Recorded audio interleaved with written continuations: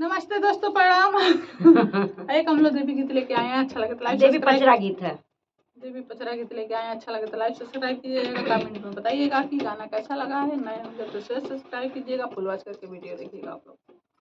गलिया के गालिया घूमेली मालिनिया हो कि के करे घरवाना हो कि के करे घरवाना मैया लियालू बसड़वा के करे घरवाना मैया लियालू बसड़वा के करे घरवाना पूर्व में खोजली माई पश्चिम माई खोजली की खोजी अइली ना हो की खोजी अइली ना दवनाया राउल के बगिया मालिन खोजी अइली ना दवनाया राउल के बगिया मालिन खोजी अइली ना